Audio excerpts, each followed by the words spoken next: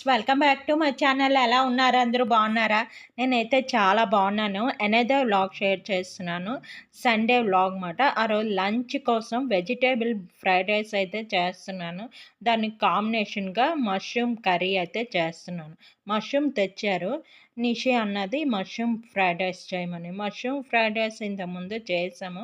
Mushroom curry చేసి vegetables కొన్ని ఉన్నాయి. క్యారెట్, గ్రీన్ పీస్, తర్వాత క్యాప్సికమ్ అవన్నీ ఉన్నాయి. అవన్నీ కలిపి కొంచెం ఫ్రైడ్ రైస్‌లా చేసేద్దామా అని చెప్పి చేస్తున్నాను. ఈరోజైతే అసలు నాన్ వెజ్ చేయలేదండి. ఎందుకంటే ఈవినింగ్ టెంపుల్ ఎళ్దాం అనుకున్నాం. మార్నింగే యాక్చువల్లీ ఎళ్దాం అనుకున్నాం. మార్నింగ్ తొందరగా లేచి టెంపుల్‌కెళ్ళి వచ్చాక ఇంకా ఏదైనా లంచ్ అది చేసుకుందాం. ఈరోజు కొంచెం నాన్ వెజ్ మానేద్దాం. నాకెందుకంటే టెంపుల్‌కెళ్తే నాన్ వెజ్ తినకూడదు అని నేను అనుకుంటాను. ఏ టెంపుల్‌కైనా అని. మీరు అయితే ఏం చేస్తారా అన్నది చెప్పండి.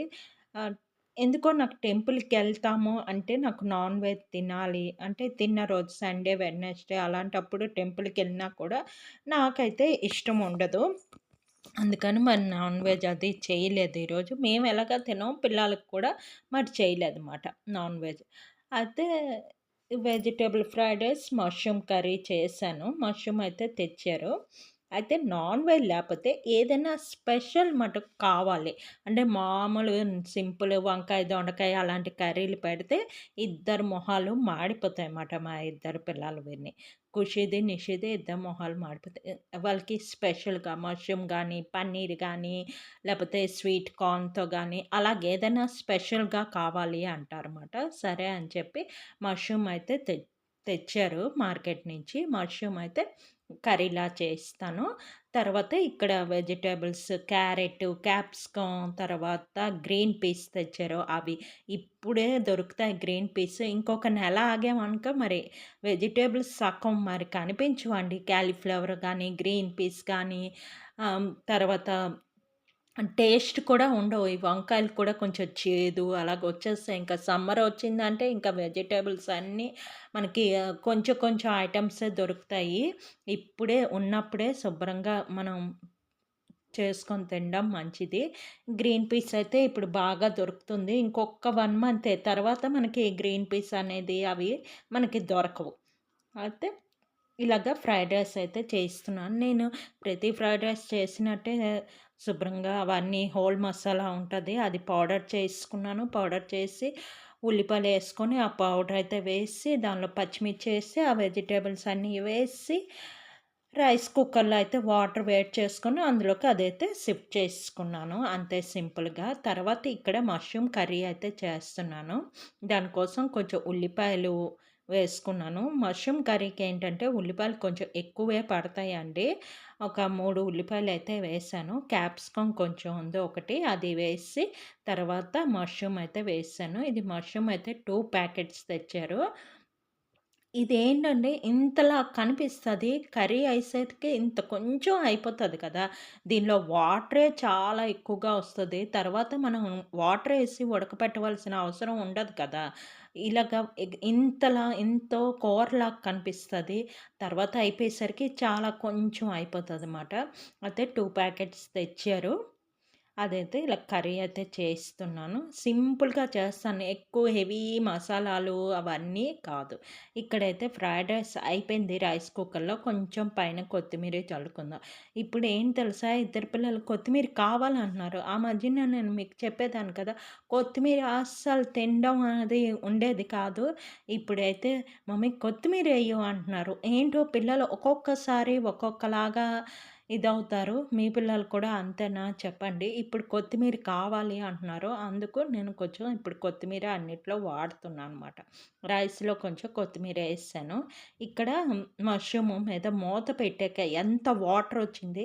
నేను ఫస్ట్‌లో చూపించినప్పుడు ఎంత కర్రీ ఉండేది. ఇప్పుడు చూసారా ఎంత కిందకి దిగిపోయిందో. మష్రూమ్‌తో చాలా వెరైటీస్ చేసుకోవచ్చు కదా! మష్రూమ్ పకోడా, మష్రూమ్ 65 చికెన్‌తో చేసేవన్నీ చెయ్యొచ్చు. గానీ నాకేంటో బాగా దగ్గరగా అంటే మొదల కర్రీ చేసుకొని మంచి వేడి వేడి అన్నం గానీ, ఫ్రైడ్ రైస్ కానీ, రోటితోని తింటే చాలా బావుంటది కదా! ఇక్కడైతే సింపుల్‌గా చేస్తున్నాను. హెవీ మసాలాలవి ఏం కాదు. నార్మల్‌గా ఉల్లిపాయలేసుకొని పోపు ఏసుకున్నాను కదా! అవన్నీ అయిపోయిన తర్వాత టమాటాలు ఏసుకున్నాను. క్యాప్సికమ్ ఒకటుంది వేసుకున్నాను. తర్వాత గరం మసాలా కొంచెం ఏసుకున్నాను. నా దగ్గర చికెన్ మసాలా పౌడర్ ఉంది. అది కొంచెం ఏసానమాట అంతే. ఏసి ఉప్పు, కారం, పసుపు ఏసి బాగా కలిపేసుకొని మూత పెట్టేసుకున్నాను. ఇప్పుడు ఫ్రైడ్ రైస్ చేసాక మనకి లేకపోతే ఇదేంటే కొంచెం మజ్జిగలాగా చేశాను. ఎప్పుడు పెరుగులాగా సలాడ్ చేస్తాను. ఈరోజు ఏంటంటే మజ్జిగలాగా చేశాం. మనకి హోటల్స్‌లో ఇస్తారు కదా! ఉత్త నీరే మజ్జిగ కూడా కాదు. నీటిలో మనకి ఉల్లిపాయ, పచ్చిమిరపకాయ ఏసి ఇచ్చేస్తారు కదా! అలాగా అని కాదు. కొంచెం మజ్జిగ పెరుగులాగా కాకుండా కొంచెం మజ్జిగలాగా చేశాను. ఎందుకంటే కొంచెం మంచు పడుతుంది కదండీ! పెరుగు తింటే కొంచెం జలుబు చేస్తుంది పిల్లలిద్దరికీ. అందుకని కొంచెం మజ్జిగలాగా అయితే పర్వాలేదని అలాగా కొంచెం ఉల్లిపాయ, టమాటా పచ్చిమిర్చి ఏసి కొంచెం నిమ్మకాయ పిండేసి వాటరయితే మజ్జిగైతే వేసేసాను. వేసి అదైతే రెడీ చేసేసాను. ఇదిగోటి కర్రీ కూడా రెడీ అయిపోయింది. కొంచెం నీళ్ళేసుకున్నాను. ఎందుకంటే ఫ్రైడ్ రైస్ కొంచెం నీళ్ళుంటే బావుంటది. చూస్తున్నారా? ఇలాగైతే కర్రీ అయితే రెడీ అయిపోయింది. దానిలో కూడా కొంచెం కొత్తిమీర చల్లాను. చూసారా? అన్నిట్లో కొత్తిమీర. కొత్తిమీర ఏస్తేనే టేస్ట్ బావుంటుంది కదా! పిల్లలు తినరని నేను దేనిలో ఏసేదాన్ని కాదు. ఇప్పుడు తింటున్నారని చెప్పి ఇంకేం ఆళ్ళు తింటే మనం ఏసేస్తాం కదా! ఇది నా ప్లేటు. ఫ్రైడ్ రైస్ కొంచెం సలాడే యేసుకున్నాను. పక్కన ఒక నిమ్మకాయ పెట్టుకున్నాను. నిమ్మకాయ కొంచెం పిండుకొని తింటే అబ్బా! చాలా బావుంటది. తర్వాత నాకు ఎందుకో మార్నింగ్ లేచిన దగ్గర నుంచి కళ్ళు లాగుతుండేవి. తర్వాత హెడేక్ కూడా చాలా ఎక్కువగా ఉంది. ఈ మధ్యన ఎక్కువ హెడేక్ వస్తుంది. అందుకని ఇది నా దగ్గర ఉంది కదా! కొంతసేపు పెట్టుకొని రెస్ట్ తీసుకుందామని పెట్టుకున్నాను. తర్వాత ఈవినింగ్ ఇది ఒక పార్సెల్ వచ్చింది. ఇదేంటంటే మనకి బాత్రూమ్‌లో అది పెట్టుకుంటారు కదా! కంటైనర్స్ బాటిల్స్ అన్నీ పెట్టడానికి సోపులు అది మాట ఆర్గనైజర్ లాంటిది. ఇదేంటంటే నేను కిచెన్‌లోకి తెప్పించాను. నేను మీకు గుర్తుందో లేదో నేను బాత్రూమ్‌లోని అప్పుడు తీసుకున్నాను. అది కూడా మీకు షేర్ చేశాను.